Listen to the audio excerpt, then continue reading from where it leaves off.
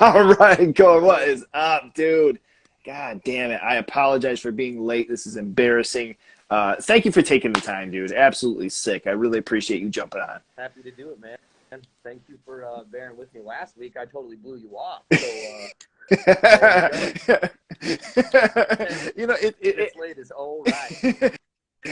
every once in a while, these things happen where all of a sudden, like something just pops up right beforehand, and I'm like, I hate not being punctual in that sense. So, and then I have to kind of keep in mind, like every once in a while, I'm interviewing somebody from Indonesia or from across the, even the United States. I'm like, fuck, how did I not mention, there's going to be a difference in time zone, and it's like 4 a.m. your time. So, so yeah, I appreciate it. Dude, first of all, I have to say the stuff that you guys have been doing, the stuff that you guys are doing right now, the Denver hardcore scene, huge thumbs up. You guys are absolutely ripping it. Have been some huge stuff, coming in as well. And I have to just give a shout out to all the stuff that you guys have been doing, and the work that you've been putting out there, dude. Absolutely ripping. Hell yeah, man. I appreciate it on my part. For me and all my dudes, like we appreciate the shit out of all the support that people have given us. We just love creating this kind of stuff, this nasty type of music, and I feel like Denver has really kind of made its own sound and its own name for itself that's totally separate from everything else, which I'm super proud to be a part of. And there's tons of other people doing just fucking killer things here, and awesome. Yeah. Totally.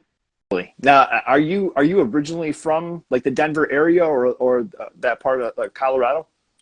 I'm from Southern California, actually. Oh shit. Okay. I've been in Colorado for this year. It'll be 12 years. Oh dang. Okay. That's most of my life at this point. Yeah. Right. But whatever. Plenty to call it home. Yeah, exactly. I consider myself a local now, right? Yeah. Right. So I mean, touching on even kind of making your way there, or in your youth, going back to developing your own interest in music. Maybe some stuff that your parents were introducing you to, or early on your brothers, but then something catching your ear, and you start kind of following your own path. Where does that come into play? Yeah. Well, so like pretty much the beginning of I was always into music. My dad is a drummer. And I pretty much just like was really interested in drumming like from the beginning of my life, just right away. And he would show me bands like Toto and just like some Jackson Brown, just like some classic old fucking tunes, like some good stuff. And I mean, showing me Toto was a big one because Jeff Becerra is still to this day my favorite drummer, and he's spectacular. He's a perfect drummer. But yeah, I would definitely say things kind of started to shift. Like my brother showed me the Misfits and like Social Distortion and like your entry level punk bands, and I was like into those, but I wasn't really super into like punk or anything like that from the get. My aunt showed me one day. She was like. She was taking me home or something, and she's like, "Oh, you'll like this on the radio is fucking Run to the Hills by Iron Maiden, followed by like Raining Blood off by Slayer, followed by Iron Fist by Motorhead." And I was like, "Man, whoa, those are three massive tunes to just right. right away. Like three massive bands for me still to this day." And then I went to Tower Records and got like some Iron Maiden CDs. I think one Slayer CD or something, like a Kiss CD. And then I was just like totally over it. Like everything else, I was like, yep, I liked AC/DC and Van Halen and stuff like that. But those are the bands that really kind of pushed me over the edge into the heavier shit, Okay. It's funny too, even mentioning like those three bands and like going back to the first time hearing them and just hearing, one band, and then it's just one track, and then it's like, okay, that was awesome. I don't want to hear anything else. And it's like, okay, now I'm listening to Slayer. It's like, okay, this is awesome. I don't want to hear anything else. Yeah. Go on to Motorhead, like, holy shit. Exactly. And then it was a weird, almost, I would say, like, musical progression into, like, degression, like, real fast, because then I started like after that I got into like I found some VH1 documentary or whatever just about metal, and that's when I heard like Mayhem and Autopsy and like Atheist and all that shit, and I was like 9 or 10 or something. So I was like already a fucking like a death metal kid, and I had no fucking idea of anything else. You know, I was like, all right, sweet. Like I was getting into other stuff. You know, like I was into 311 back then, and I still am. I'm still a 311 fan. People think that's an irony thing, but no, that's real deal shit. Okay. But, Me too. I love hearing it. yeah, dude. You know, and you know, I think then after that, I was like starting to get into like new metal shit, which I thought was kind of where it started to the degression, right? Where it's like usually you'll get into the death metal shit after you've been into like Slipknot and Korn for a little while or something, you know. Right. And then I started getting into those, and then I started getting into entry level punk again. Then I heard like Descendants and No Effects or whatever the fuck, and like, you know, just random like from Tony Hawk's Underground, Tony Hawk's Pro Skater, like shit like that. I was Okay. super mind blown. No, did you ever, did you ever get into like skating or BMX or anything where like some of those worlds collided from like punk or just different bands being introduced to from like skate videos? I've always been into skateboarding, and I've never really skated ever. You know, like I was into like street skating for a little bit. Was never really that good at it, but always fucked myself up. So I was like, you know what, I'm probably good there. And then I got into like downhill skateboarding a little bit, like bombing hills and shit. And that was, you know, it was a fun part of my life, but it was never really anything that I was that serious about. But I always loved the culture. Always loved fucking watching skate videos, and I still have like a fuck ton of all my old skateboard shit, and like, you know, a couple of my decks still set up even, you know. But Oh shit. Okay. but And now, yeah, and I mean, I was just into the culture, and yeah, obviously into the video games and shit, like I said. So it's like that was kind of my immersion into the culture, and you know, growing up in Southern California, I was just surrounded by it constantly. So right. you know, Right. Now, I mean, within either Southern California or, you mentioned it around like 12 or so, like, the Denver area or Colorado, was there like a local, music shop to you that maybe there was somebody that was introducing you to stuff, or somebody who, you would bring up a record or a CD and they're like, hey, you like this, you might want to check this out? not really when I was in California.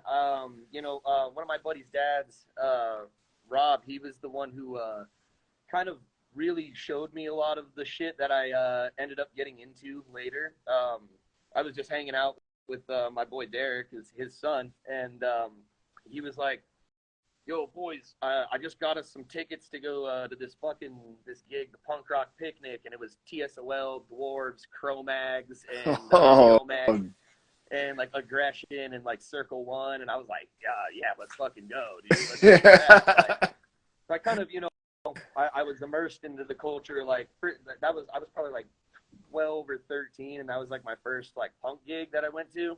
Okay. And that was super badass. But like as far as like record stores, I was only going to like maybe, you know, the super mass produced record stores like at that time. A lot of Tower Records, because those were still fucking around. Amoeba, if I was ever in LA.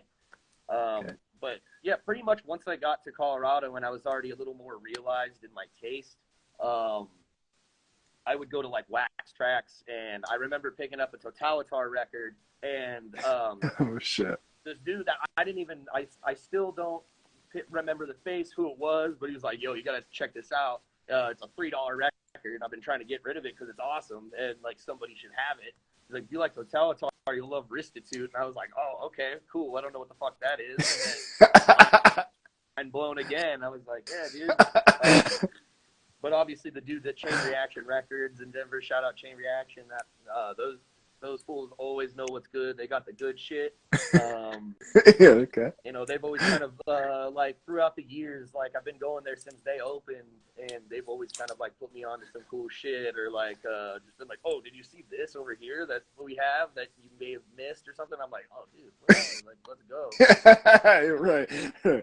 I mean, some of those times too, like, it's like a little bit of a gamble where it's like, I mean, this dude is like playing this up so much. Like, do I want to go back into the shop and have to say like, oh man, it absolutely sucked, or oh shit, it actually ripped? You know, it's like, man, I loved it. Thanks. You know, like what else can we get? But it was always kind of a conversation when you go back and be like, oh man, what'd you think of that? It's like, that wasn't for me, dude. Bites, dude. I don't know about that one. Yeah, no, it was never that. With those dudes, they've always kind of like saw my taste and been like, "Yo, I think you're gonna like this," like, and it's always been pretty spot on. So Sweet, sweet, that rules. yeah, Now, that's one of the top shops to go to in Denver.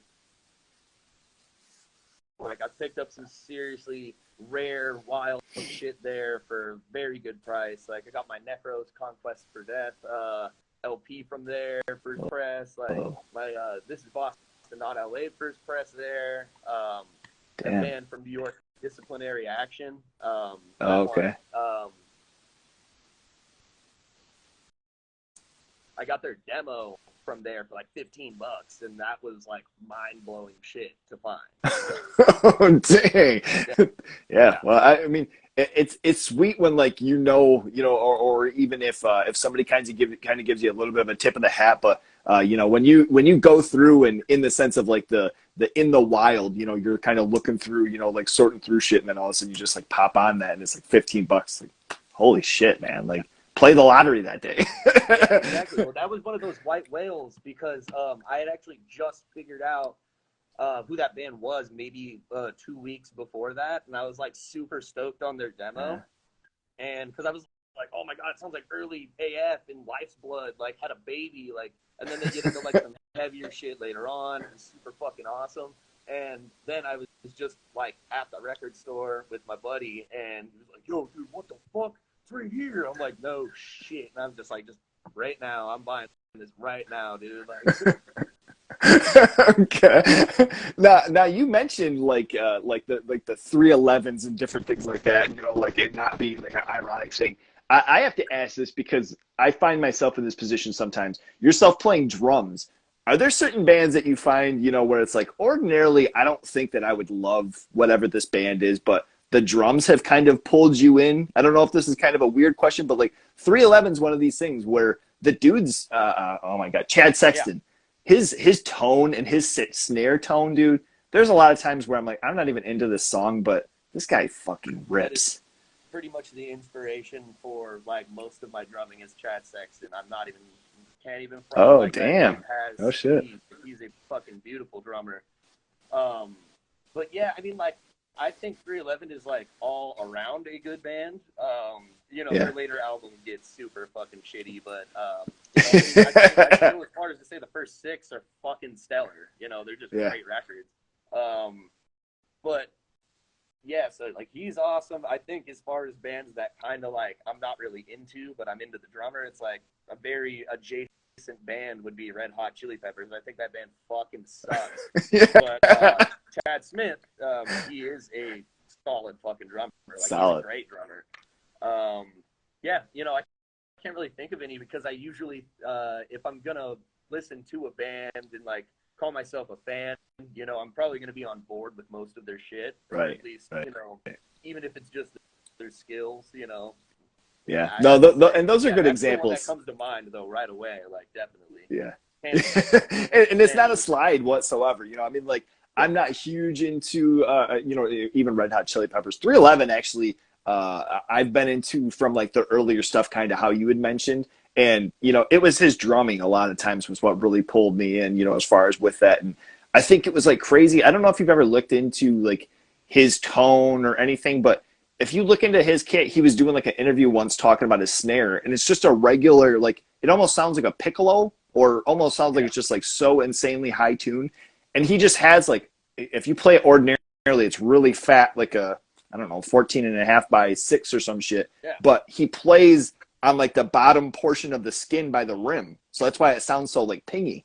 I never knew. Yeah, and I imagine that's like, because it's always a rim shot with that guy. You can always tell it's just like a full-on rim shot, which, will obviously get you that sound. But I'm like, dude, that thing has got to be just like you hit it in the middle once with like a needle or something, it's going to ping, just fly across the fucking rim. It's so damn tight. There's so much tension there. There has to be.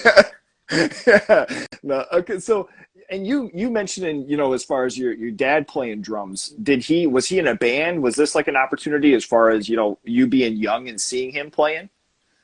Yeah, I mean, my dad was always kind of like he was in some bands, not any like really super serious bands that I was like seeing when I was growing up or anything. Um, but I would go and watch him play like a whole bunch. Like sometimes he'd even play at like a church or something, and I'd just be like his drum guy. I'd just be like hanging out. Like he'd drop the fucking stick. I'm on the side of the church stage just chilling. Like, um, so like I would see him play a lot. He was in a couple of sweet bands like back in the days. But yeah, like I mean, he would sit in at a lot of fucking like bars or like jam nights or something like that, where just like a bunch of old dudes playing, your favorite classic rock hits. Yeah. Um, Yeah. Yeah. and sometimes I would sit in. And there's like footage of me when I'm like 6 or 7 years old, like playing some AC/DC song or something at one of Oh, those. And I'm like, that's shit. actually a weird fucking story. I was doing that. I was like playing like I think Fire by Jimi Hendrix or something. And my mom's like, "Holy shit! Look over there, it's Dennis Rodman." And Dennis Rodman said I was a sweet drummer, and like shook my hand. I was like, "Dude, what the fuck?" Like, can't even believe that. It's like you just run into people like in California. I don't know a single person like of that status at all. But it's like one Yeah, of those. right. It's like, yeah, I guess Dennis Rodman thinks I'm legit, so let's go. Now, was it like around like 5 or 6 that you started playing then? It's probably about like four, like 3 or 4 was when I was like playing drums, like banging on shit. I had like a small little toy drum kit that was Yeah. like, you know, by all regard, pretty legit equipment for like a little kid. But yeah, I mean, I really started playing like a full size kit like when I was like about like 5 or 6, and that's when I like really kind of started taking it seriously and like actually learning how to play. Damn. Um, and then just from there on, I just kind of stuck with it, and that was kind of just my thing. Like I was never really, like I said, I was never really into skateboarding, like other than like a spectator kind of Yeah. level. Never really into sports, like that was just my shit. So I kind of just stuck with that, and like that was when I was really good too. Like I feel like I was a better drummer when I was like 11 years old than I am later, because I Oh practiced shit. so fucking much. I practiced every Oh single yeah. day. Like I had that, I had the means necessary to. I didn't have a job, Right. so I was just like, that's what I'm gonna do all day. Get really good at drums. So within that initial kit, like where does your first like kind of official, not to say anything that's a signature series, but an actual first drum kit, where does that come along, and what kind was it? Um, well, I guess the one that would be like mine, that was like officially mine, was just like a little PDP kind of like studio kit. Nothing. I still don't even really know what PDP is. I think that's like Sonar's like secondary I think brand, if I'm not mistaken. they're by DW. They're by DW. Okay. Mm, Yeah. So I mean, it was a fucking sweet kit. Like it was damn. if you tuned it just right with some fresh heads on there, it was very very solid kit. Um, and it was just a little 4 piece. It was nothing super crazy. And then like my dad just had tons of gear always laying around. He actually owns a drum school, like music school kind of thing in California that's still going to this day. Um, Oh shit. and he just had all the Wow. students. Yeah, yeah. So I was able to just like jam out in a soundproof room when he wasn't teaching lessons. So that's where I was really blessed with that, because I was able to just kind of pop on a fucking 18,000 piece fucking rave kit that he had. Like a trillion cymbals and rototoms. I was like, yeah, dude, let's mess around with this today. Like, That's and you say this school, or this the opportunity that he has, this is still going today? yeah, yeah. It's called the Drum Lab. It's in Laguna Hills, California. And Holy it's a shit, no pretty sweet kidding. place. He does a lot of work with like special needs kids, and just like teaching people of all ages and all backgrounds, like drums, music. He's got other teachers there that do like guitar and bass and piano and stuff like that. So seems to be Damn. doing pretty well. You know, like it's a pretty fucking solid place to have in the neighborhood. Damn, that is awesome. I now like from this, you mentioned kind of like these earlier shows and that first like TOL show and different things. But where do you where do you start recognizing like a local scene? Maybe not a punk scene, maybe not like a metal, but just something as far as there being local bands or different bands that you're noticing on different flyers. Where does that come to you?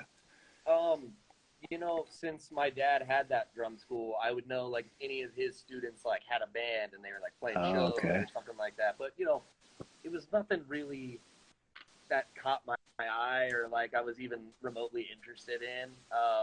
But yeah, pretty much once I got to Colorado, that's when I really started exploring like any opportunity of the music scene. And a lot of those kind of like first punk and hardcore bands or like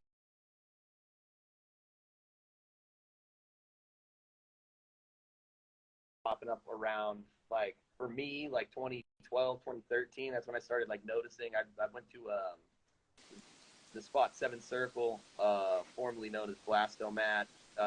There's tons of fucking shows back in the day there, and still to this day, they're still fucking rocking. Tons of shows, but yeah, I mean, like my first like real like local scene that I was affiliated with was like kind of street punk and like skacore, like kind of that stuff. Okay. And like I was in a skacore band. That was just what I was exposed to, and it was like pretty fucking awesome at the time. And I like, hey, we were for my first band, like officially, we were actually pretty fucking sweet. I thought. So, but yeah, I mean, like we kind of just did a lot of like ska core shows, or like maybe we play like a street punk show, or like we were able to kind of coexist with all of their subcultures like around us. Like we play with like an oi band every once in a while or something, just whatever was. I feel like the scene was more. It was like more divided, but everybody kind of tolerated that, and everybody was still like chilling with each other, playing shows with each other. But around then, it's like I just had like a few homies that like kind of introduced me to shows, and like that's where I started to meet a lot of my other friends. I brought some homies from high school like with me to the gigs, so like kind of got them into it. And like Jack was one of them. Jack is the drummer for the Consequence, Oh, yeah. and Yeah. the Okay. live drummer for Prowler. We started our first band. Well, it was my first band officially. We started that one together, 2013, and yeah, we've been playing music with each other ever since. But Damn, that's sick. And now was that band like your first opportunity as far as like being able to record and going out and doing a little bit of traveling? yeah, pretty much. Like we at first started off obviously with some like DIY recordings, or we had a homie who was like an intern at a recording studio, and he's like, "Yo, like I'll record you guys for $100," and we're like, "Fuck yeah, dude, let's do it." We recorded a shit ton of music actually. Now that I'm thinking about it, like we probably had like 3 or 4 EPs, and like we did a full length, and then like 1 or 2 splits. Like God damn. kind of a shit ton of a discography for some teenagers, but it was pretty badass, and yeah, like we went on tour a couple times, and we went on a 3-week tour. That was actually my longest tour I've ever been on. Was with that band, Oh and shit. it was like a full ass U.S. tour. Like we went all over the fucking place. It felt like, and it wasn't really that good of a tour. Like we had some banger shows like here and there, but nothing like super crazy like every night. It wasn't the gnarliest thing, but it was like as far as like getting into the shit, it got me into the shit. So Yeah. Right. it definitely immersed me in the culture enough to where I was like, I was hooked. So Yeah. after that, it was pretty much no turning back. Like, shit, now I got to see what I got to do next time. Once that Right. up, I was like, all right, now we want to start writing some different shit. That's when, we started writing some nastier shit, and I started getting way more deep into the hardcore. I just wasn't really, vibing with the street punk scene and like how annoying that was, and just performative fashion and just like all that shit. And it's like y'all don't even look good. So like, why why are we talking about fashion right now? Dude? Like, I can't even begin. No, one thing I wanted to touch on. You've mentioned before as a hardcore flyer Gestapo, which I love that. Absolutely a radical title. But as far as maybe even earlier on, or some times that you've had hanging some flyers, what have been what are some flyers that come to mind that have really made an impression on you? Maybe it was something with sick art, or I know yourself doing art as well. Maybe like a first time that you got commissioned to do something.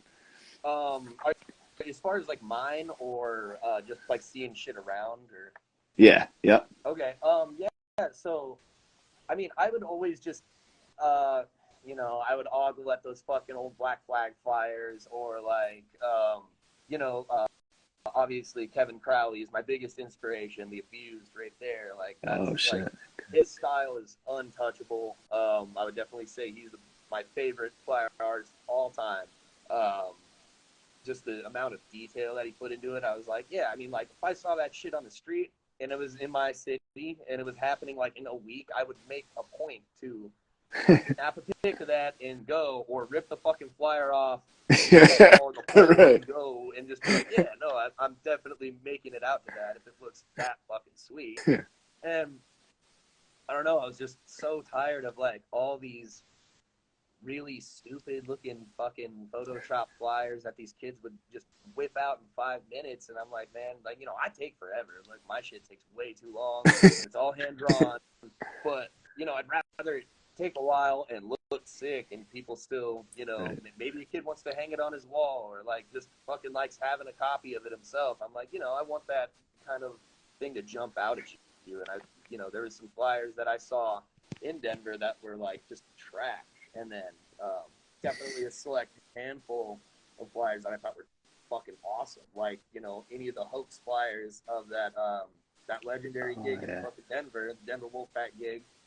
It was Uh, like the fool from Hoax kicking over the Twin Towers, and it was on 9/11, and I was like, dude, 9/11 is a hoax. Like, this could not be more perfect of a flyer right here. This is exactly everything that shit. I've ever wanted to see in a flyer.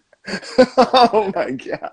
My buddy, my buddy Alex Beagle, the singer for Combat Force, um, he used to do some fucking badass flyers too, and I really liked his style. And then he was inspired by some Beat Dog for sure. Yeah. His flyers are also equally badass. Like there's a ton of people that like do actually really sweet shit and like cut and paste and like make it their own. And I think that's way more valuable than just whipping up some dumbass fucking Photoshop job that like you're not even stoked on. Like why are you're trying to sell me on a gig? I don't want to go to that if it's just stupid looking. It doesn't look like you Yeah. put any effort into it. So why is that going to make me want to go? Why is that going to make you even want to go? Right. No, I mean, and I got to say too, like it is absolutely sick, and I love hearing the aspect of everything being like hand drawn. Have you ever have you dabbled in like the copy and paste, or not copy and paste, but the copy machine and kind of doing layering, or has it always been hand drawing? I've always just been real shit at computers and like anything like that. So Me too. yeah, it sucks. It's like I'm not good at like Photoshop at all. Like my girlfriend's good at Photoshop and all that, and I just if I ever need something done, I'm like, yo, please help me. I don't know how to do it. Or Kane, my buddy Kane, who does all the good shit too. I can never fuck with that. Like I'm not good at it. So yeah, I've messed around with like some cut and paste stuff. In fact, like a lot of my flyers not even are like one piece of paper. Like okay, I'm really stoked if I can get a flyer completed and it's just like one piece of paper, like nothing on there. It's just one flat piece. But for a lot of like positioning and shit, I will draw something on one sheet of paper and then I'll cut it out and then I'll glue it to the flyer. So I'll have like my main piece, but as far as like letters and positioning for that and like I guess letter and name weight like on the side of there, like I want everything to look even and cohesive and overall legible. I mean, there's some flyers that I go pretty wild with the letters, and then there's some that I just try to keep as legible as possible because, like, if someone who doesn't know how to read some fucking dumbass font is, just walking in the street, like, they're not going to even know what they're looking at. So, Yeah. my favorite is to clown people that, like, will comment on some Instagram post, be like, "Yo, where is this show?" I'm like, "Oh, it's on the thing that I just posted." I don't know how to make this any more clear, but I guess, like, maybe I made this a little too wicked. Next time I don't down.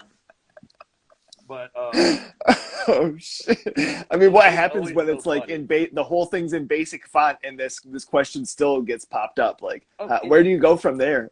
Just don't come. Sometimes I would say 80% of the time that those comments arise, or like somebody's like, "Oh, where the fuck is this?" It's like the simplest font ever. Like, it's like the simplest flyer I've ever made. And I'm like, dude, I don't know how to help you. Like, I really don't. You'll laugh at me. Oh shit! That's the cutting line where it's like, maybe just don't come. I'll maybe the next one. Like, Maybe that'll be your spot. Maybe it's not for you. Yeah. Okay. Oh shit. So when you initially get to Denver, and kind of seeing like this initial, kind of formulation of the scene that's starting around here, what were earlier memories as far as seeing some of these, first bands that were really kind of starting to, to make the scene that is what it has been for the last few years now?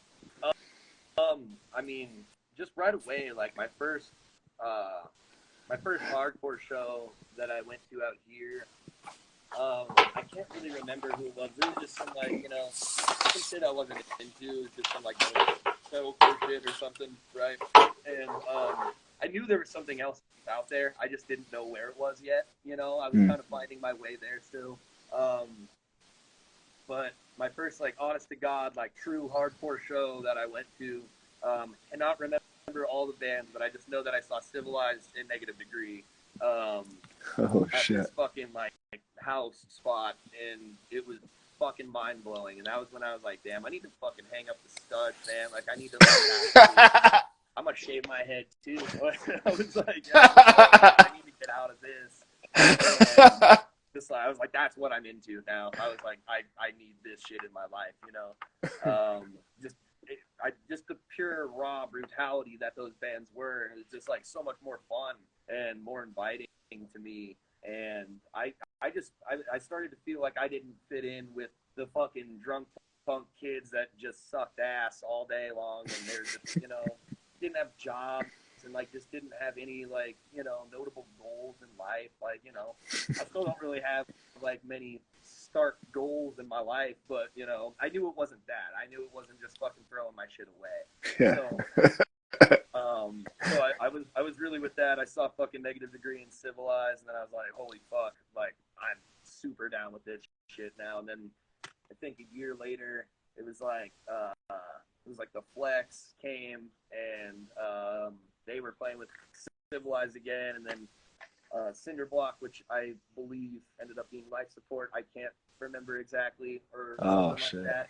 So, like, seeing those bands were sweet. Like, seeing Doom was sweet. Like, all these fucking bands, like, started popping up, and I was just, like, in a whole new world. And it was fucking awesome.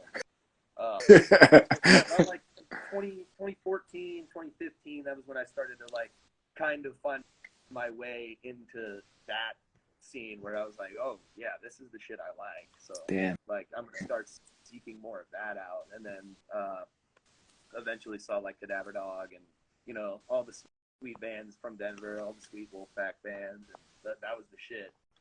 Now, was this something online as far as that you had heard about, like, this initial, like, Civilized show, or how were you introduced to that? Were there cats that you were meeting through shows, like, in the Denver scene? I just mean from moving there. Yeah. Some of my buddies that were like, kind of alongside in the, like, street punk, skacore, metal, whatever scene, they were they were kind of, like, showing me other shows to go to, or just be like, dude, you should go to this. It's gonna be badass.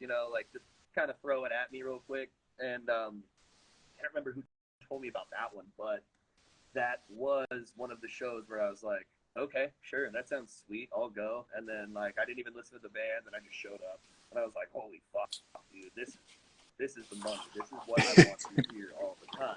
And yeah, so just like a few friends would be like, kind of, I could kind of see them in the same progression of just like getting out of this one scene and going to another more fruitful scene where I was like, oh, that's kind of something to look at too.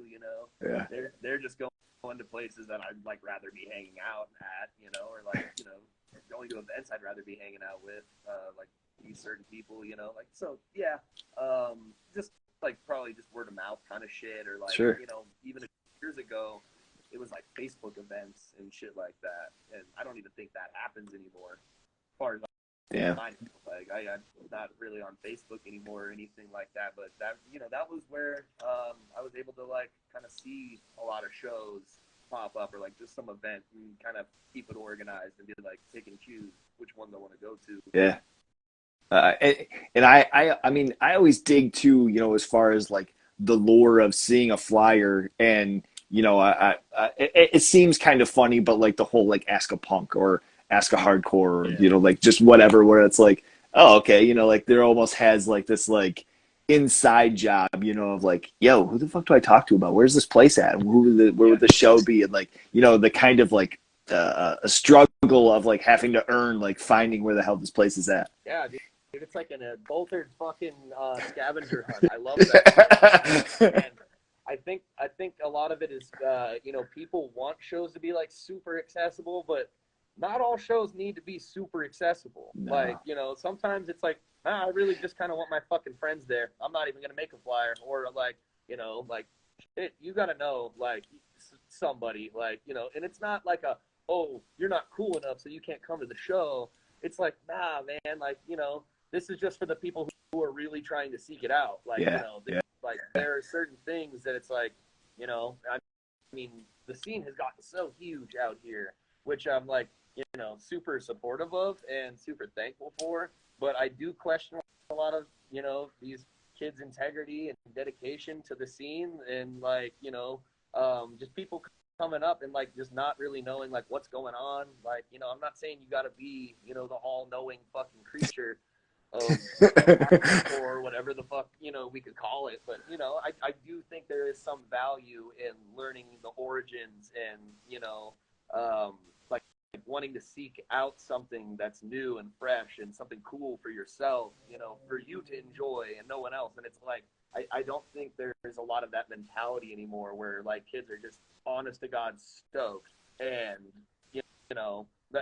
I do know a bunch of young cats that are super fucking down, and they'll come to just like any dope gig, and then they got good taste in music and they're seeking it out and it's all fresh to them, and I'm like I'm stoked on them. Like there's always going to be that, but I think it dwindles a lot, and the more people show up, the less those people are really noticed and taken proper care of. Yeah. Yeah, for sure. For sure.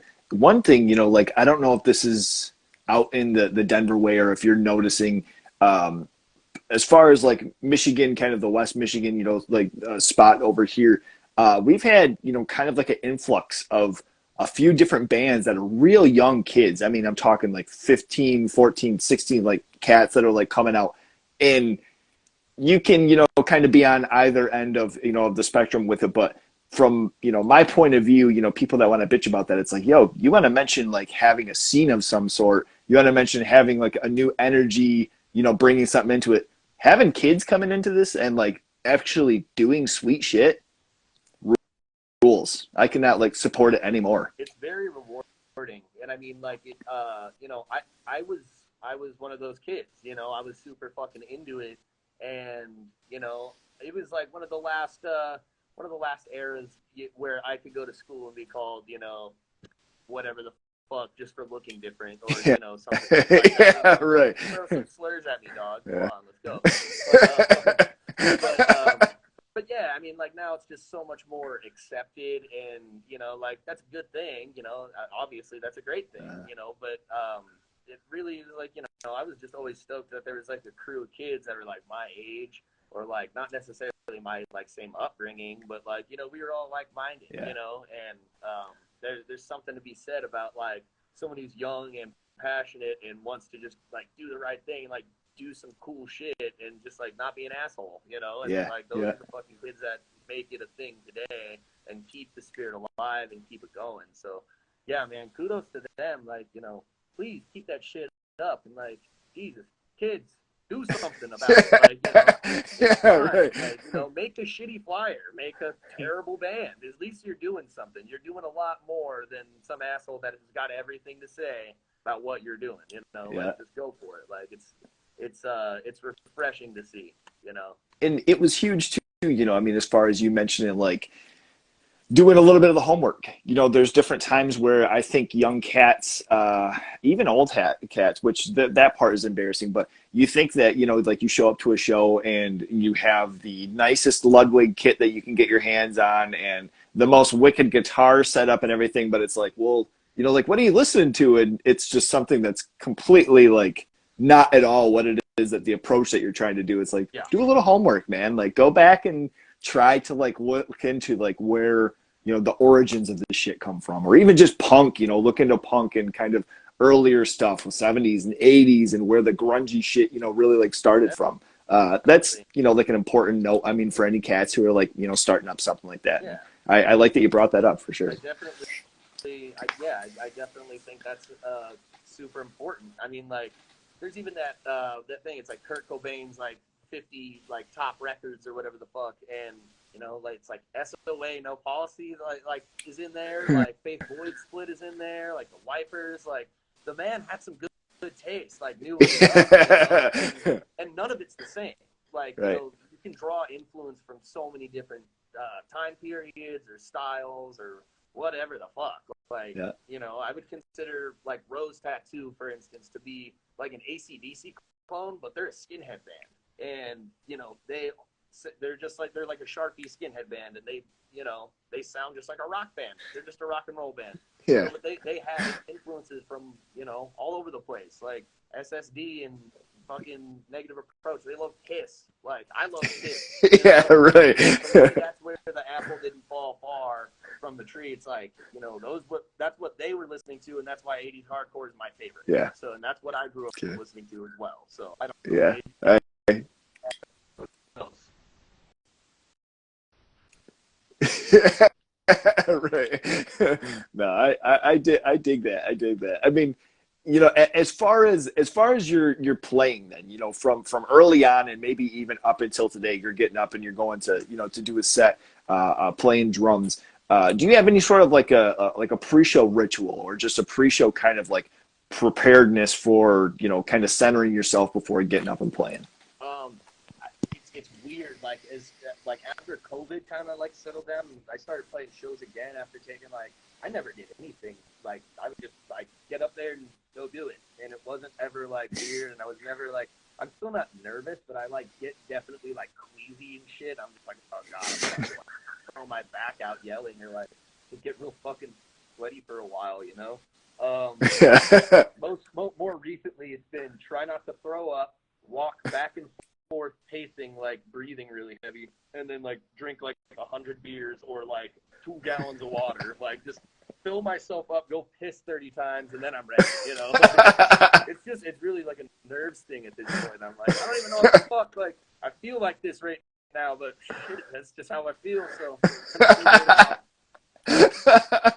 It's funny you mentioned 2 gallons of water versus you know like a hundred of beers, you know, and it's like complete hydration and dehydration. You Yeah, know, it's dehydrate and one under the rehydrate. other. Let's turn this cycle on. So when you decide you know taking on vocals or you know like just initially kind of digging into that like when you're alone maybe in your room in your car what type of things were you kind of initially you know yelling at and like noticing like you know maybe I could toss this over something. You know, like I've like grabbed the mic at gigs before and been like, oh, that's pretty damn fun. I would like to do that more. You know, Yeah. you know, and just you know, I don't know, maybe I'll sing every once in a while for sure, along to some shit just in my head or whatever. You know, Mm. sometimes I'd try to make like little death metal gurgling Consequence sounds, like just walking by, doing whatever the fuck. It all kind of just happened. I don't know. I knew right away. I feel like I have a very like mid-range voice. It's not too high, it's not too low. It's just kind of somewhere in the middle there.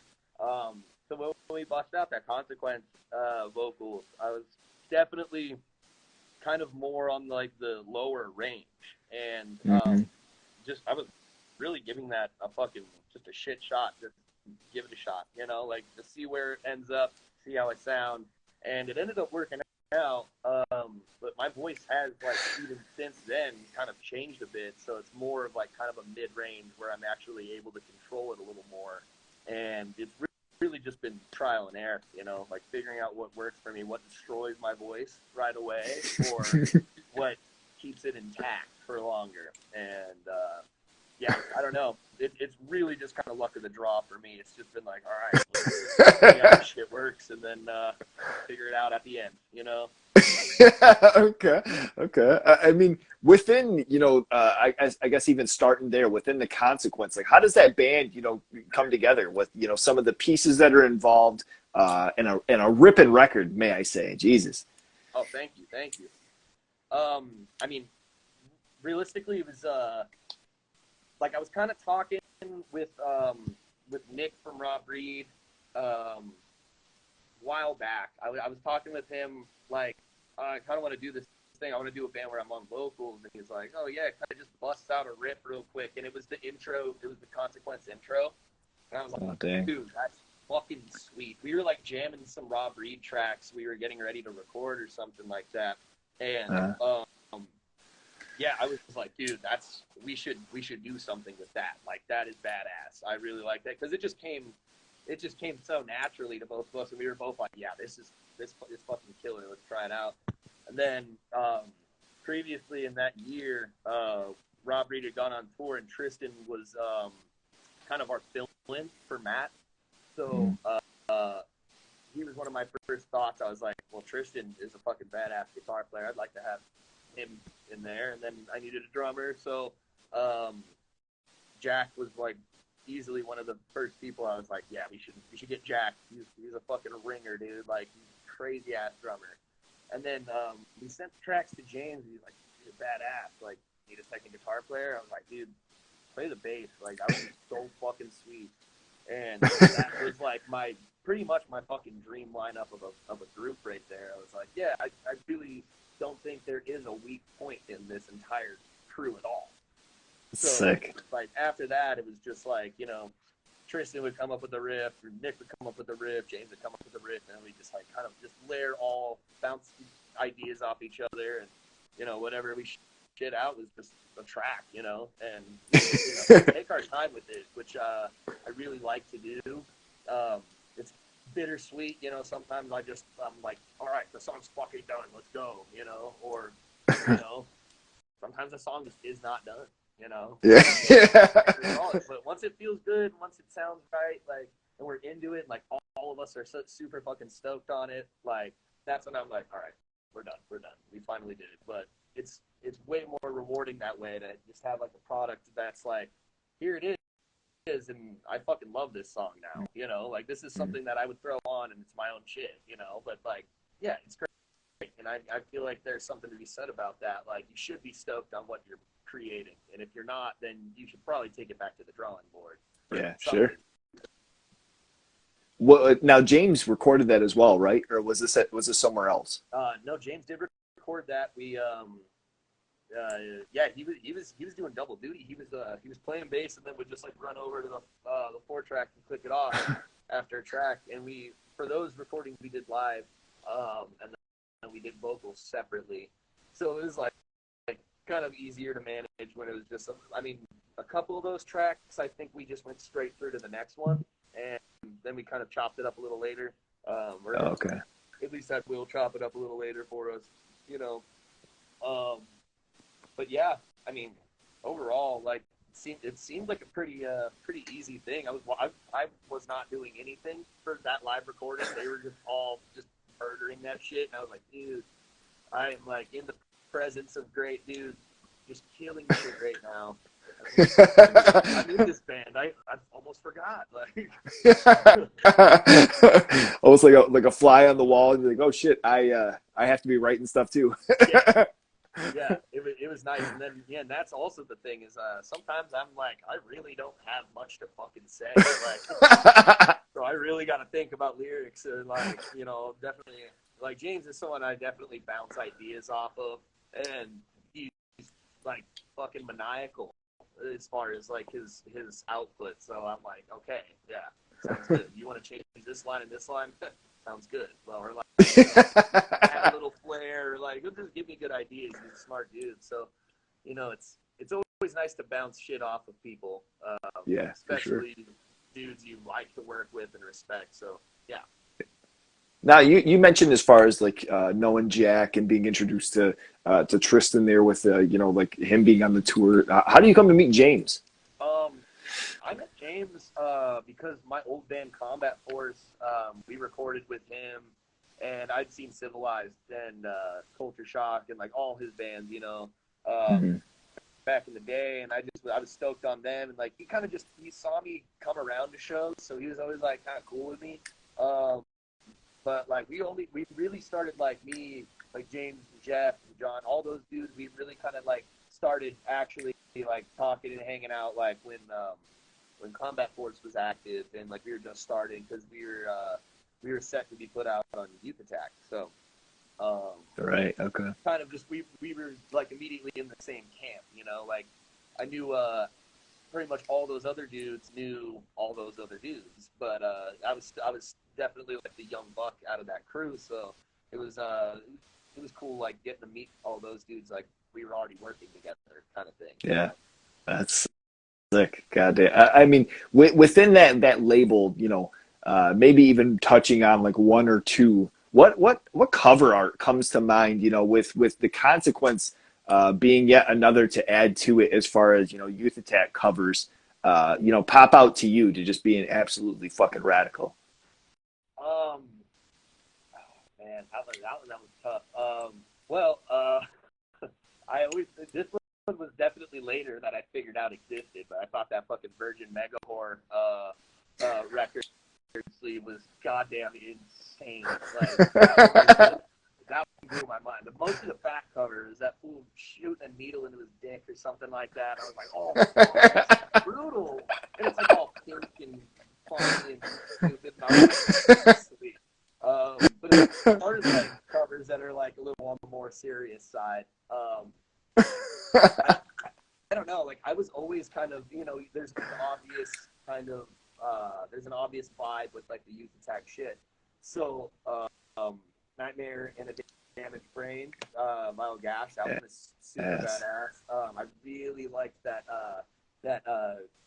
Creep Stare one that was like all the faces. What was that? Paint Yeah. Game, I think. Yeah. Yep. Yeah, that one In the was really skull. fucking sweet. I've always loved like all Repo's covers.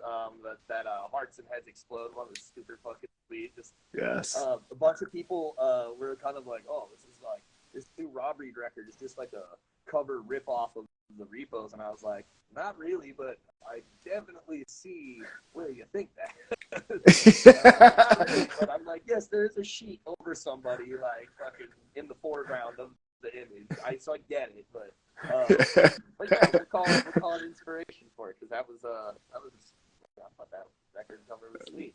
But Absolutely sick. Yeah. I just Totally. always liked how it was all like grainy and nasty and Xerox, and you can't really tell what's fucking going on most of the time. But like, Yeah. like I had to look up what like that Civilized Dust and Blood shit was. I had no idea what the cover was. I was just like, is that like a silhouette of a body? I can't tell. And it turns out it was. So stuff Yeah. like that. Yeah. Yeah. No, I mean it's sick to, and like even mentioning that, and I mean now that you mentioned like the Raw Breed thing, with like Repos, like okay, I see that the Raw Breed record, like that cover art's still fucking sick. So I will discredit that and push that off to the side. You know what I'm saying? Still ripping. But the consequence, like the cover art for that, what can you tell us about the cover art on that bad boy? Um, I don't know. I felt like we were kind of definitely sitting there all a little fed up with the, just like your standard shit. Just the things that we've seen like constantly over and over again. And I just came out of Combat Force where it's like, I could think of probably 15 records that year that looked just like that, from different labels, different parts of the world, like, different styles, like all of them were just kind of like the same. It's just knights and armor and, shit. And that style is really badass and I love it. But, I could definitely say it's played a little bit. So, yeah, for the Consequence, I mean, we wanted something a little darker, but dark and not like a gore or like kind of like even like a lot of the power violence records that are so crucial today, like where it's kind of got some like violence to it. Mm-hmm. We wanted something kind of just like a little more on a broader spectrum, like I don't even really know. It's kind of like it's hard to explain, but it's like the I guess the trials of life and just like how shit is always going to fuck you over and shit is always going to hurt and shit is always going to be tough. But like, how are you going to deal with that? How are you going to step up to the plate and actually like kind of build yourself up to, like the torch is still lit underwater. My life might be totally fucking fried, but I'm going to, so it's in a way, it's like, it's such a negative that it is a positive, right? Like, Shit. I don't know. I feel like it's something. It's just like it's like focus on the greater. Like you got nothing else to fucking be worried about. Just like focus on yourself and your own life, and just beating the shit out of it. Being tough about your life and just being just figuring shit out. Like, I mean, in a very broad, like I was not prepared for that question. Way that. There's a lot of inspiration from like Life's Blood, where it uses that kind of imagery and that kind of style of art, where it's very grainy and and I would say like a lot of the lyrical inspiration comes from them as well, where it's kind of okay. the same vibe. It's something greater that we can all deal with that we can't really put our fucking finger on. I guess would be something I would portray that. I mean, and from a fan, from a consumer, from somebody who just so happens to walk into a shop and walk by and look, like it's striking. Like Yeah. there's sometimes where you walk by a record, or you walk by a cassette and there's a lot going on, or there's like a bunch of shit where it's like awesome because it's intricate, or fine pencil or whatever. But then you have like another aspect where it's just like a solo image, and you walk by and you're like, oh shit, what the hell is that? That was that for me. Like initially seeing that, I'm just like, whoa, I don't know what exactly is going on with this hammer here, and the big font and the torch on the front. But ripping, absolutely so sick. So you kind of bring in a little bit of a light, so to speak, to that. I appreciate it. It's awesome. Yeah. With the if that helped explain anything, I was definitely like, "Holy shit! I've never actually thought about this really that hard." That's what I would portray it as, like as far as imagery goes. But yeah. Yeah, no, that's rad. This latest, Raw Breed record. This is, kind of the last thing I wanted to touch on here. And this was 2022, right? You guys released this record. Yeah. Okay, all right. And it's been kind of in the works for a while, but yeah, that was when it finally came out. So now we're, like as far as, because I touched on, Jeff being on the record with Prison Soul, which that track is so absolutely ripping. I mean, there's tons on there, but that song in particular, like, is there anything that you can tell us about, that track and like Jeff coming along and hopping on with guest vocals? Um, yeah, I mean, we kind of knew that song needed some sort of extra flair to it, just at the very end, because it's got a build, and I don't know, it just seemed right, like that we had like kind of a different. Cole's got such a low, deep, like just nasty voice, right? We wanted something that's on like the complete opposite spectrum. So it's like, yeah, let's get someone who's fucking got a higher voice that's more like, it's just a different range that's gonna fucking hit you a little differently, Mm-hmm.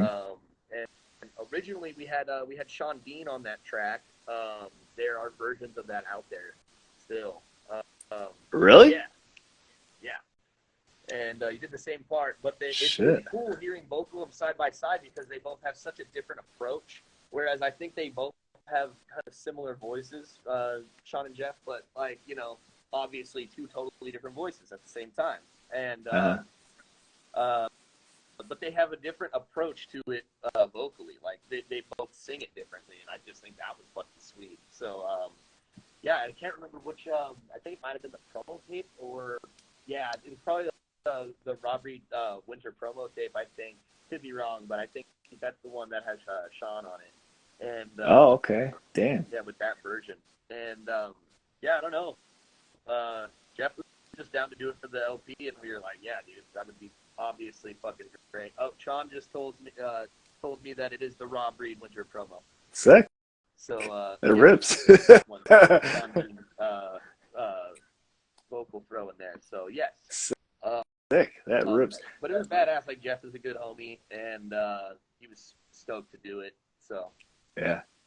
That's awesome. I mean, within this new record, well, like, what can you tell us as far as do you have earlier memories of like first tracks that you guys were kind of writing that were becoming like the foundation for this newest album? yeah, and it's like we had a few tracks that we did do like earlier that we recorded earlier, but we just wanted to do again. We just felt like they fit good on this LP with this new batch of tracks we had, Mm-hmm. and it was kind of like Matt wrote a great deal of these riffs and these songs, and then Nick wrote a great deal of riffs and songs, and then we kind of just all like put them together. But it was really kind of a strange process because me at the time, me and Nick were the only ones that lived in Denver. So with Cole living in Philly, and then Joey living in Washington, and fucking yeah, and then at the time Matt was living in LA. So it was really hard for like all of us to be in a room together unless we were like doing a tour, doing a gig, or recording. So in order to practice, it would be like Matt would send us over some riffs, and then me and Nick would like put together like a song, and we'd be like send it back and be like, is this kind of what you were thinking here? And then like we'd all just be like, yeah, or like change this part, or like yeah, we'll fuck around with this later, and you know. But yeah, it was really just like a crazy time where we just all collaborating a shit ton to create these songs, and it was with that barrier of the distance barrier, I should say, um, Mm. just having to find ways to kind of make that so. Uh, that was always kind of a challenge, but we got we got the hang of it near the end there, and then recording them, we changed some stuff like half the session, and luckily we were recording at Joey's house with Joey, so Oh, okay. so it was kind of easy if we were like fuck that part, or like hey, let's try this again. So it wasn't costing us fucking assloads of money, or wasting somebody else's time. Like you're all just kind of like in it together, like managing that. And that was fun. Yeah, that was some of the songs that were really fucking fun to record and write, just in general. Really fun to build a lot of those tracks. And that was my favorite time of making that record, was like kind of making the songs like a reality that we hadn't played before. We all had to kind of put them together and see what would come out. Like if we don't jam together because of the distance. Now, did within like recording, was this well, I guess the writing and recording, like, was this during COVID then? Like, was this right around where there was like a lockdown of some sort going on? Yeah, that one was actually that was like when it was still kind of suspect to travel, like via planes and all that. So they Oh, hopped on a yeah. plane. I was wearing fucking like two masks or something. I don't remember what the was, but it was like empty ass plane, nobody on it. The airport was fucking empty, um, but it was still like pretty much in the middle of like the not the lockdown, but right after the lockdown, and then where it started to kind of chill out, but definitely things were different. Things were weird, and Oh, okay. cautious. And then yeah, I think we just tracked both schools a little later, and then yeah. So it was Sick. kind of in the midst of that. We had some of those songs written before, but you know. Now, this was all like a separate track, like it wasn't, or was this a live recording all together? Yes, yes. So those were all the instruments were live, and then we did vocals separate. So it's kind of the same way we did. Dude, that sounds Honestly, great. honestly, yeah, right. Like Joey's fucking. He's got some great equipment. He's a great engineer. Like he knows a lot of shit about like sound stuff, and I think he does a good job. So, yeah, we were fucking very stoked about the production on it too. Like that shit just sounded so nice. Near the end there. Now, eh, so after like the lockdown and shows aren't happening and all this, like what band did you end up, having your first time playing out of, and did you notice anything, different, like since, a show was actually happening? Was there like a kind of an awkward distance between cats, or how did that resonate as far as like playing live again? Well, so the first the first gig that like I really remember after COVID happened was definitely the return of Denver hardcore is what I called it on the flyer. But it Okay. was like it was Direct Threat, and that was after we had released our demo like officially. It was Uh, technically our release show, um, but I don't think we actually had anything to like tell. Like, to be like, hey, here's the tape.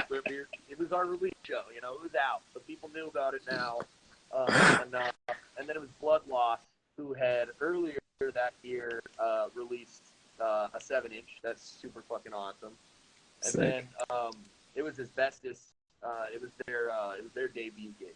Oh, And okay. it was Shit. in a fucking field, surrounded by these like weird. It used to be a water treatment facility, and it's like right next to this like National Guard armory in this park. Um, and it's just these big ass fucking graffiti walls, and it's like a known graffiti spot. And yeah, like we just said like hey, we made a map for everything, and we kind of just sat on it for like a month or two with the flyer out, being like, "Hey, you got to message us you got to email us for this fucking this location because this is like a top secret deal." But it ended up being like 400, 500 fucking fools showing up to this field before we were even there. The show was at midnight, and we all get there and we're like, "Dude, this is gonna be so fucking insane." And I was like, that was the first gig that I was really like fucking nervous, like.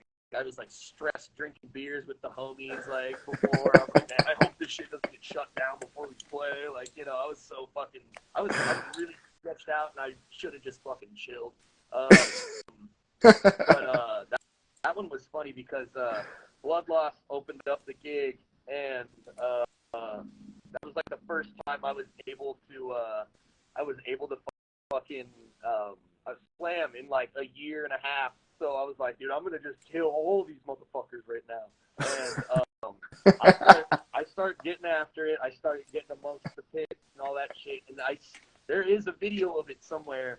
I'll have to send it to you after. But I smacked this fucking fool in the head with the side of my wrist, just like in the hard part of his head.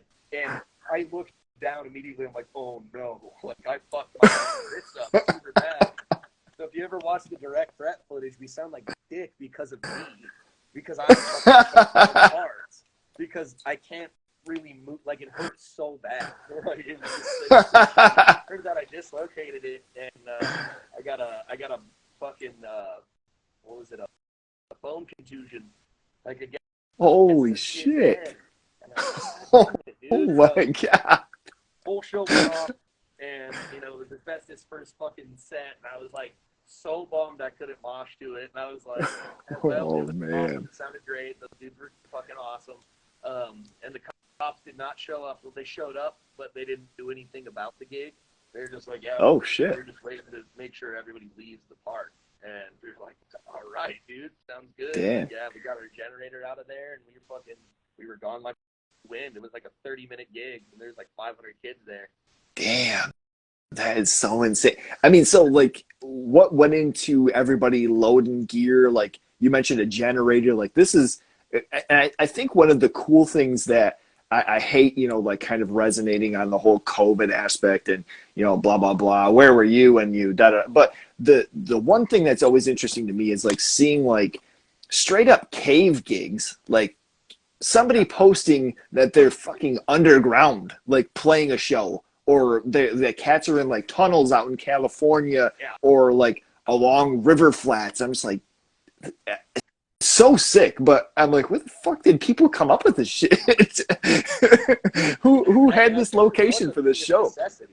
Yeah, yeah, yeah, right.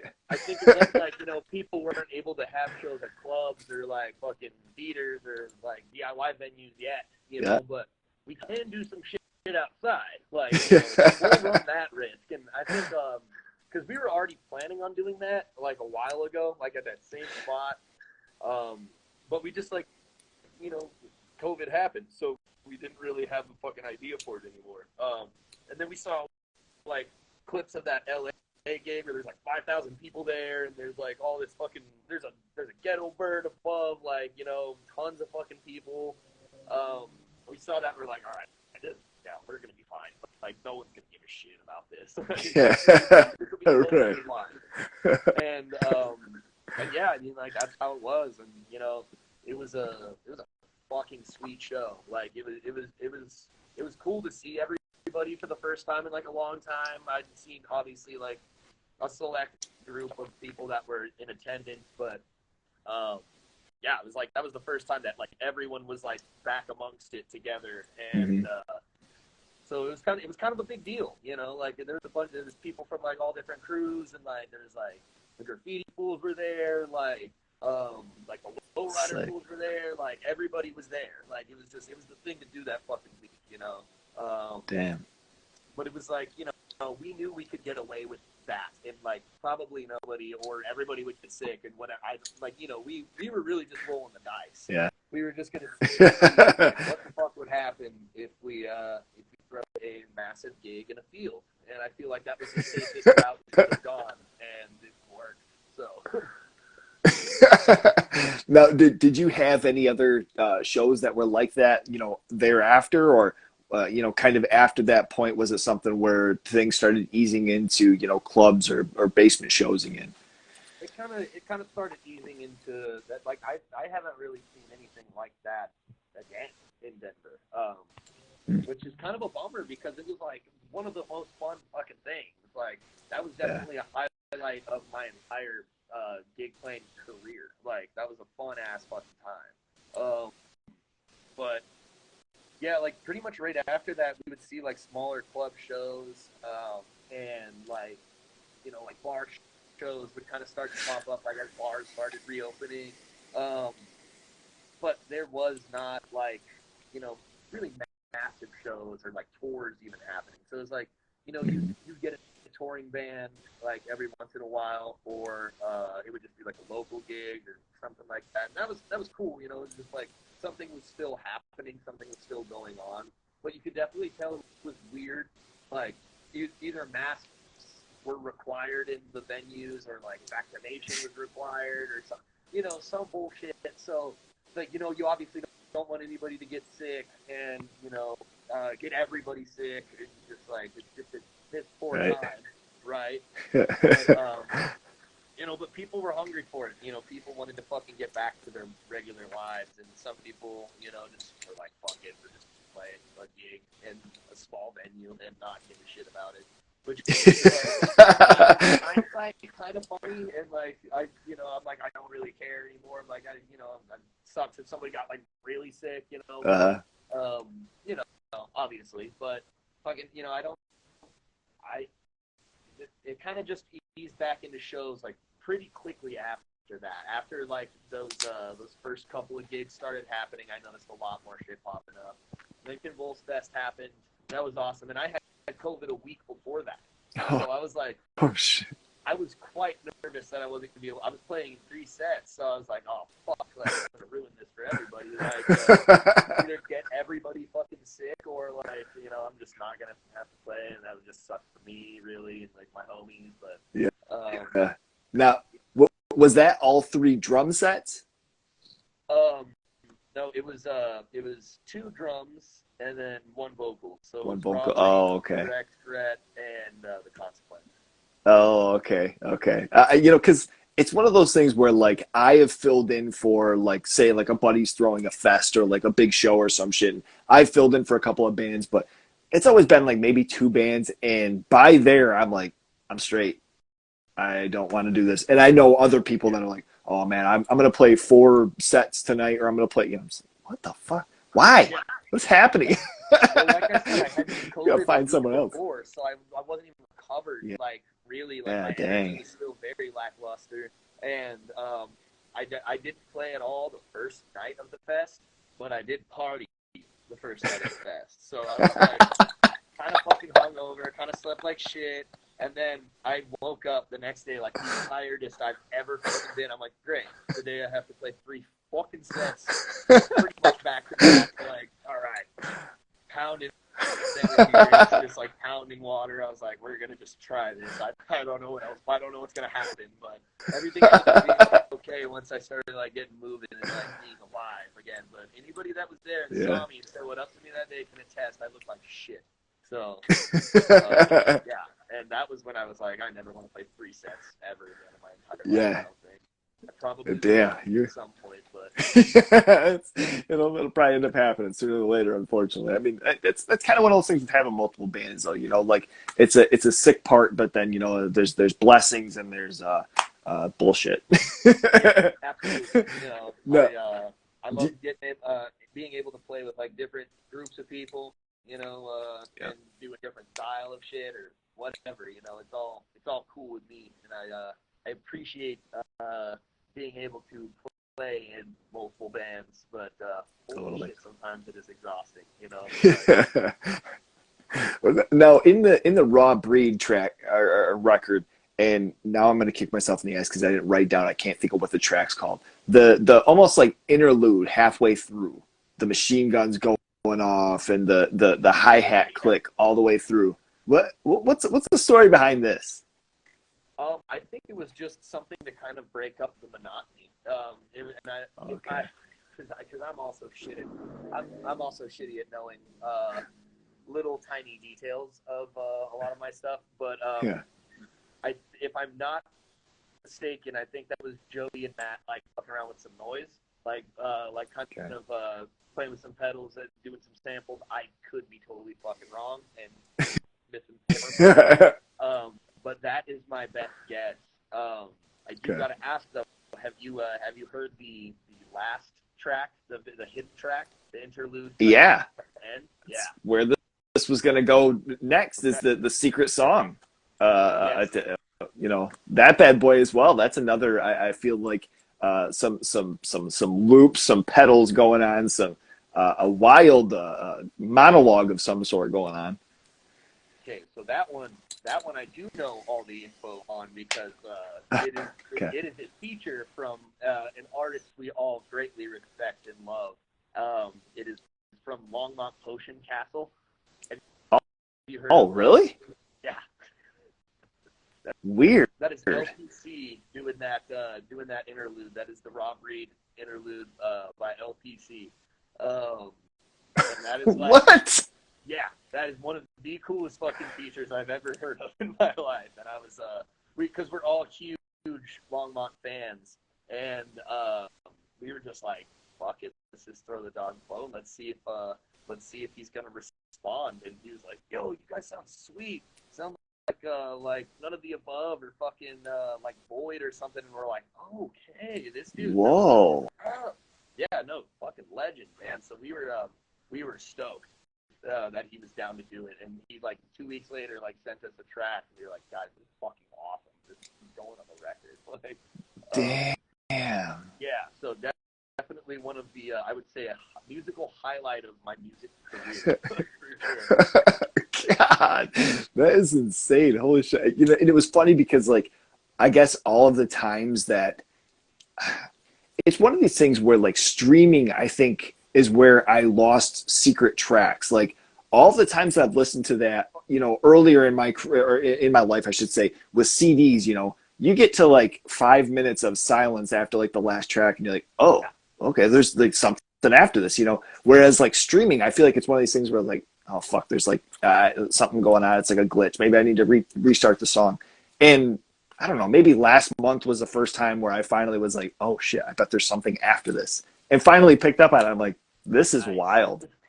Yeah, not a lot of people have even like noticed its existence, and I'm like, dude, that's like real talk the best song on the record. I'm like, that's my favorite song on the record, you know, like that's crazy that we even got that going with the message, you know. So Now, this was just an email situation. This wasn't somebody being like, hey man, I run into you, I respect your shit. Like just an yeah, email. yeah, it was just email. I mean, Awesome. you don't necessarily like he is an entity. You know, you don't necessarily run into LPC ever in the wild. Like I don't even know what he looks like. So Damn, that is yeah, crazy as fuck. he is truly an incognito legend.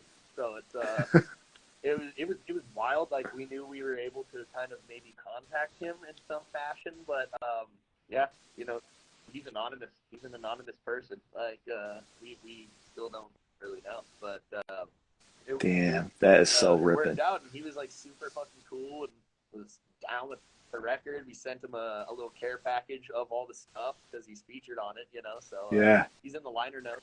Um, Shit. yeah, like moving on to that transition that you mentioned, how just, I can see how it's like weird digitally always, you know, just having that complete negative space for so long. Yeah. But on the record itself, it's actually nice because it does just loop into the next one, and then it keeps on looping. It's on like the forever groove, as they say, or whatever that's called. Oh, okay. The record. Okay. So if you have the LP and it's not one of those players that lifts up the needle and moves it back into its home position, Uh-huh. yeah, that'll play and it'll continue playing. Oh shit. That's awesome. I'm gonna have to grab that. I don't have that on record or on LP, but I'm gonna have to get that for sure. And this, especially after hearing that too. I have an old '60s like console from my grandparents that unfortunately it does do that. So I'm kind of wondering if it's got the automatic arm that pulls up and everything. So I'm wondering Yeah. if that might be a situation. But still, man, absolutely We'll ripping have to let record me and know the physics behind that. I want to know if that does happen. I'm really yeah, curious. yeah, for sure. For sure, for sure. No, that's rad. I mean, obviously, Raw Breed just releasing a record, like you know, not digging in with that, and you know, nothing that you don't want to put out there, obviously. But do you have anything that's that's coming up? Do you have anything that's that's a little bit newer that you're working on that's going to be coming out? Yeah, so really, I mean, all of my other bands are in some fashion working on something right now. Like I said, we're slow. We take our time with shit, but the consequence we're pretty much right now just writing a shit ton. Whenever we can get together. Just the other week, me and Tristan laid down 3 tracks, and Oh shit. yeah. So we're trying to cook those up. They're definitely still in like very primitive stages, but we are working on something. I don't really know what's gonna come of it. We're still kind of in very blueprint stages. Okay. We're definitely working on trying to get a recording session pretty soon because we're wanting to do any and like release these new songs that we have. That would be fucking super badass. Like pretty soon to record. Like while we're still tight, we've been practicing a shit ton, and yeah. So we've got like 6 or 7 new songs. And then, Damn. And then yeah, Prowler also. Me and Matt from Raw Breed. Yeah, he writes a lot of the Prowler shit. Okay. So, we are working on some shit there too. We have like a fucking EP kind of. He has like the whole thing laid out pretty much. So we're gonna get together and figure that shit out as well. But yeah, I mean everything's cooking. You know, it's just gonna take a while. Sick, dude. This has been absolutely awesome, Gord. I really appreciate you taking the time to do this, enlightening us, getting us some behind the scenes on some of this shit. Like the Denver scene, has been and still remains doing some absolutely radical stuff. And anybody who's not familiar, I hope that they check it out, or if they don't, then let them hate and move on. You know what I'm saying? It's not for you. I can dig it. Yeah, it's not for all of us, but it is all for one. Beautiful, beautiful, dude. Thank you so much once again. Anybody who's just chiming in a little bit later, or didn't get to catch the whole thing, this will be on YouTube. I'll start cooking them up. I've been a little bit behind on getting stuff up on YouTube, but I'll have this up here and I'll promote it and everything. And yeah, thank you once again, man. I really appreciate the time, dude. Yeah, I appreciate you asking me, man. I really do. Thank you. Totally, totally. All right, man. You take care. Have a good night, and we'll be in touch. Enjoy your night. Absolutely, Doc. Thank you. See you, buddy. It's so lo-fi, lo-fi, a whole guy, yeah. Lo-fi horror guy has been recorded in front of a live studio audience.